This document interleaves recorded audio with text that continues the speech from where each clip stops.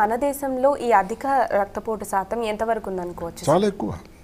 ఇప్పుడు నిన్నటి గణాంకాల ప్రకారం ఏమిటంటే 140.6 అంటే దగ్గర దగ్గర 140.5 కంటే ఎక్కువ బిలియన్లు ఉన్నాయి భారతదేశంలో జనాభా. ఇందులో లేటెస్ట్ గణాంకాలు ఇంకా మనకు దగ్గర లేవు, కానీ దగ్గర ప్రతి నలుగురిలో ఒకరికి బీపీ వస్తుందని నమ్ముతారండి. బీపీ రావడం అంటే హైపర్ టెన్షన్. దయచేసి గమనించండి. చాలామంది వచ్చి అంటారు నాకు బీపీ ఉందని. బీపీ ఉంటుంది, అందరికీ అవసరం కూడా. అధిక రక్తపోటు హైపర్ టెన్షన్ అన్నది నలుగురిలో ఒకరికి.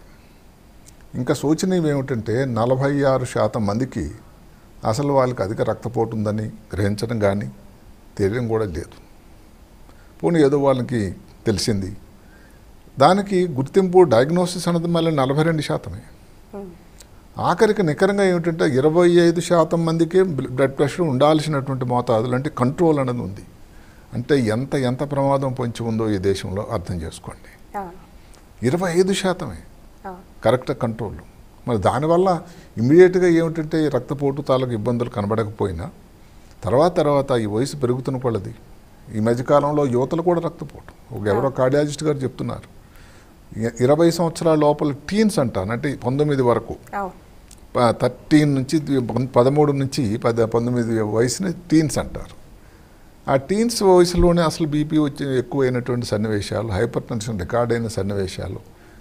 ఇది నా ప్రకారం భారతదేశం ప్రగతికి చాలా గండి కొడుతుందేమో నాకు అనిపిస్తుంది. ఎందుకంటే ఏ రాష్ట్రంలో అయినా యువత అన్నది ముందు ఆ జాతికి, ఆ రాష్ట్రానికి, భవిష్యత్కి చాలా ముఖ్యం.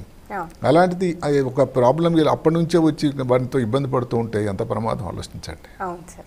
అయితే మీరు చెప్పినట్టుగానే మనం గతంలో చూసుకుంటే ఒక సర్టెన్ ఏజ్ వచ్చాకే ఈ హైపర్ టెన్షన్ అనేది వినేవాళ్ళం. ఇప్పుడు వయసుతో సంబంధం లేకుండా వస్తుంది. అయితే దీనికి మెయిన్ కాజెస్ ఏంటంటారు? మెయిన్ కాజెస్ అనేది చాలా ఉన్నాయి. ఇప్పుడు ప్రాబ్లం ఏంటంటే అసలు ఇప్పుడు ప్రపంచం అంతా పరుగు అయిపోయింది, పరుగు ప్రపంచం అయిపోయింది. అసలు ఎక్కడ కూడా ఒక రెస్ట్ అన్నది లేదు. దానివలన జరుగుతున్నది ఏమిటంటే శరీరంలో అన్ని భాగాలు, ముఖ్యంగా రక్తనాళాలు, గుండెల్లో కానీ దాని ప్రభావం కనబడుతూ ఉంది.